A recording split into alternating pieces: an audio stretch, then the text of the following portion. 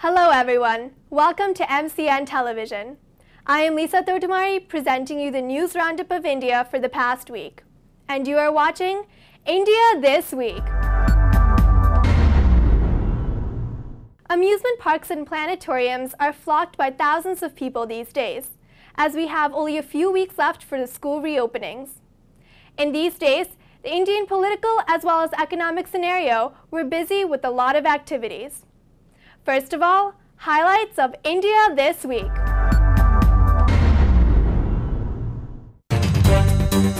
India lodged a strong protest against Pakistan as 5 Indian Army soldiers were killed in the line of actual control. Dr. Raghuram Rajan is appointed the Governor of Indian Central Bank. International Airport in Kochi is back to normal after a forced shutdown of 30 hours due to rain and flood. Major Dhyan Chand is recommended for Bharat Ratna, the highest civilian award in India. Indian Junior Women Hockey Team wins bronze medal in Junior World Cup in Germany. Indian Parliament introduces Food Security Bill. Cadbury India to construct new plant in Andhra Pradesh at a cost of more than 1,000 crore. Jet Airways offers 7 lakh tickets at cheap rates starting from 1,777 rupees. India to make recording of biometric feature a must to get SIM cards. Valmiki Tiger Reserve in Bihar finds 4 new species to its baseline. Saudi Arabia to introduce rubber plantations using saplings from India.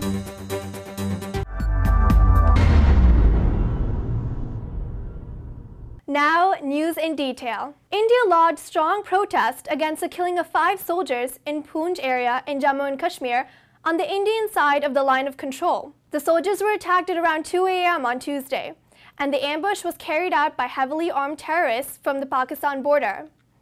On Wednesday, opposition cried foul as Defense Minister A.K. Anthony described the killing of 5 soldiers as a handiwork of terrorists dressed in Pakistani army uniform. The opposition in Rajya Sabha and Lok Sabha raised strong protests, alleging that the defense minister's statement in Parliament has created an escape route for Pakistan.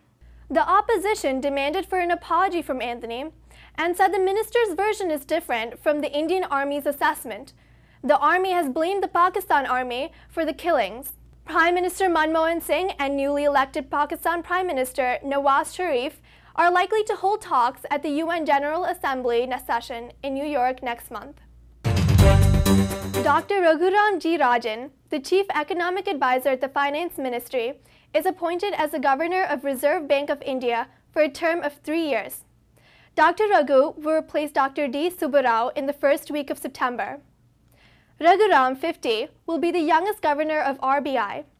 He was formerly the chief economist at International Monetary Fund and has predicted the financial crisis that hit the world in 2008. With outstanding academic credentials and wide experience to his credit, Raghu has predicted the global crisis in 2005 itself. An engineer turned economist, was formerly a professor with University of Chicago and returned to India last year to accept advisory post in the finance ministry. Dr. Raghu is expected to give impetus to growth and to check the freefall of the Indian rupee. Last week, incessant rain and unprecedented flood has forced the international airport in Kochi to shut down for 30 hours. Though the airport is built at 8.5 meters above the sea level, the floodwater filled the taxi bay, parking bay, and the runway partially. Tens of airlines scheduled to global destinations were either canceled or diverted. Hundreds of workers from Monday midnight onwards toiled to bring the airport back to normal.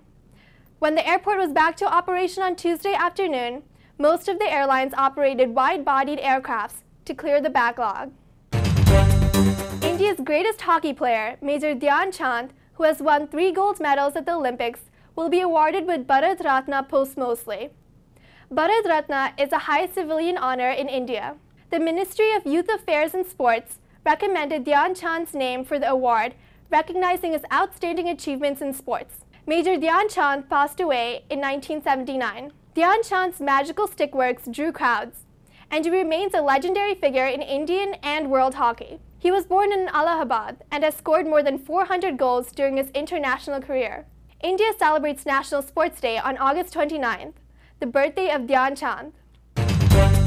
K.C. Venugopal, Minister of State for Civil Aviation, informed Rajya Sabha that 17 new airports are proposed for construction during the 12th five-year plan. The new airports will be located in Moba in Goa, Gulbarga, Bijapur, Hassan and Shimoga in Karnataka, Aranmula and Kannur in Kerala, Sindhudurg and Navi Mumbai in Maharashtra, Shirdi Dabra in Madhya Pradesh, Karaikal in Puducherry, Kushinagar in Uttar Pradesh, Andal Faridpur in West Bengal, Itanagar in Arunachal Pradesh, Ajmer in Rajasthan, and Deoghar in Jharkhand. Cadbury India will be setting up a new plant in Andhra Pradesh with an investment of more than 1,000 crore. This will be the largest manufacturing plant for the company in Asia Pacific. The first phase of the project is expected to be completed by mid-2015 and final phase by 2020. The company plans a multi-category food campus. Cadbury India is part of Mondelez International. The company said, India is one of the priority emerging markets for Mondelez International and has aggressive growth plans for chocolate as well as other categories. The proposed facility will be built in 134 acres of land, and it will offer direct jobs for more than 1,600 people on completion. The company now has manufacturing facilities in Himachal Pradesh, Maharashtra, Karnataka, Madhya Pradesh, and Andhra Pradesh. The Indian team has won bronze in the Under-21 Junior World Cup hockey in Germany, defeating England for 3-2. This is the maiden victory of an Indian women's team at international level. Striker Rani Rampal was chosen as a player of the tournament. Vandana Kataria scored 5 goals, while Navneet Kaur scored the winning goal in the shootouts. All the players and the chief coach were awarded 1 lakh each by Hockey India, while the Sports Ministry declared cash prize of 50,000 each. Jet Airways India will be offering 7 lakh tickets at cost starting at 1,777 rupees. The move is to cover lean season and to raise load factor. Initiating a price war, Jet offers one-way tickets at 1,777 for a flight distance of less than 750 kilometers.